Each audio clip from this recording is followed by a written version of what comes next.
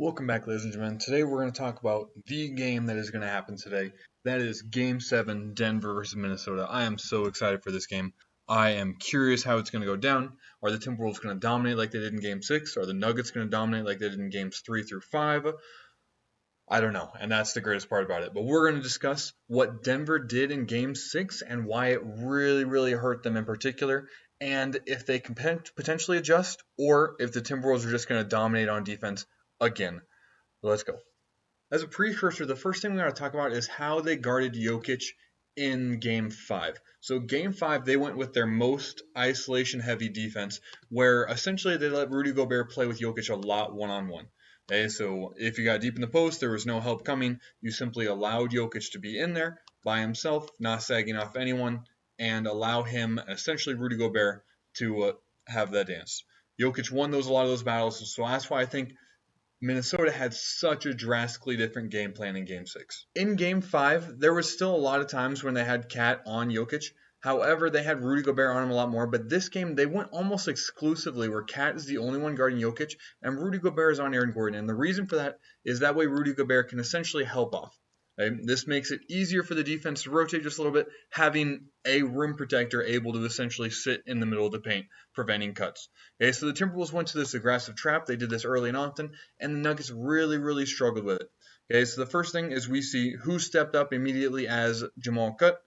So Jamal goes to the middle. Yes, that pass is open. However, Rudy Gobert makes it really difficult. And because Aaron Gordon maybe wasn't quite close enough to get an alley-oop, or Jamal caught it a little bit too late, they weren't able to get that connection, and you forced Jamal to shoot a floater moving backwards, which is probably not as efficient as a shot as Denver would like. All right, and then pushing in transition, even when Denver was able to essentially get Jokic matched up on Rudy Gobert, how did the Timberwolves handle it? Okay, so they almost always trap from the near side shooter and then rotate across. Okay, so Cat goes down, he goes to trap. Jokic kicks the ball out, and they do such a good job of rotating that if you're not able to penalize them early on, it's really hard to capitalize on this, essentially players out of rotation. Okay, so you get a quick swing to Michael Porter Jr., and the issue is when you get the ball to Michael Porter Jr., if he's not rising up right away, frankly, his skill set falls down a lot. Michael Porter Jr. is not as great of a driver as he is a shooter, not as great of a decision maker as he is a shooter. If he's able to rise up, that's an absolutely good look. If you force him to get downhill, then you have difficulties. I think that's a win for Minnesota, forcing him to essentially play off the dribble. All right, again, we're seeing Jokic is looking for the post-up. Where's the help going to come from? The trap is always going to come from this near side shooter. Okay? Boom, near side shooter comes. All right, there you go. Okay, rotation happens. Again, we have two players right here guarding these three. Is Denver able to capitalize? So I like the pass, the skip pass of Porter Jr. But again, essentially what you're saying is, Porter, make a decision. You can't shoot, and I'm taking away this pass over here. Notice how he gets in between this pass right here. Okay? Force him to drive the ball or force him to make a one dribble and a pull-up, and that is what you want if you're Minnesota. Okay, so I like this skip pass for sure. You essentially, if you're Denver, you need to have Michael Porter Jr., have whoever this player is, be able to swing this ball. Okay? This is still a decent shot because Michael Porter Jr. can shoot it really well, maybe 35, 36% shot. KCP in the corner, 40, 42% shot.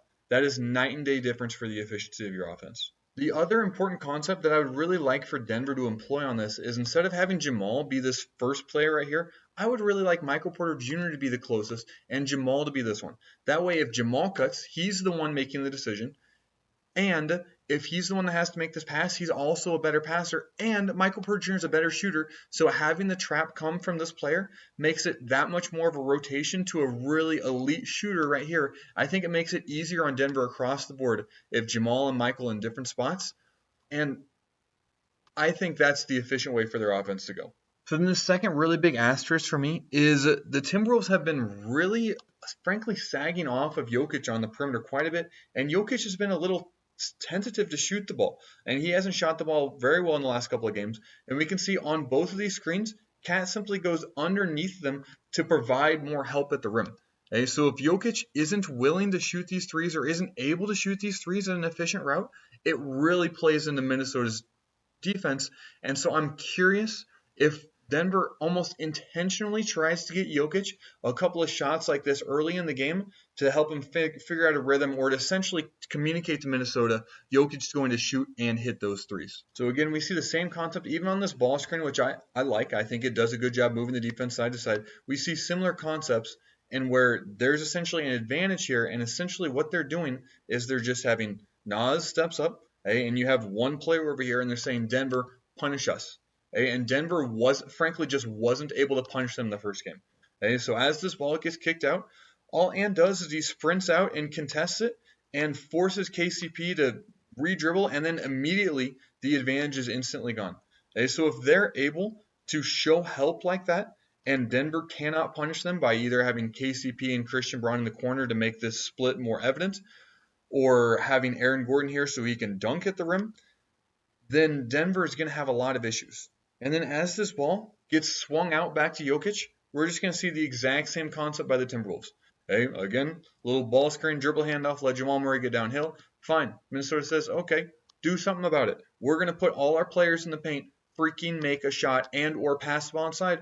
And you spin like this, you're in a lot of trouble unless you know exactly where you're going with the pass, because you don't have eyes, you can't see where the players are, and you got long arms and athletic bodies with the Timberwolves that are going to make your life miserable.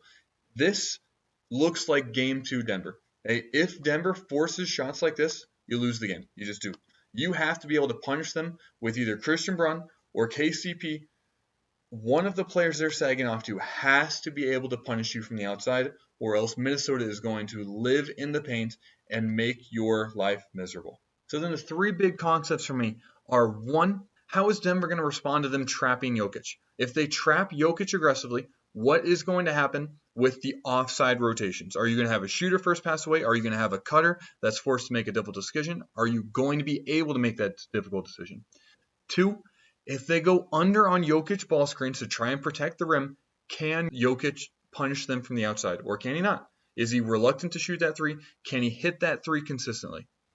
And then 3, can Denver punish the early rotations? The Timberwolves are going to help. It worked so well in Game 6, they're undoubtedly going to do the exact same thing. So then the question is, if you're Denver, do you have an answer to be able to punish them? If you don't, you're going to lose. If you do, you got a chance. That's the question I'm curious about tonight. If you enjoyed this, feel free to like and subscribe. But most importantly, have a blessed rest of your day.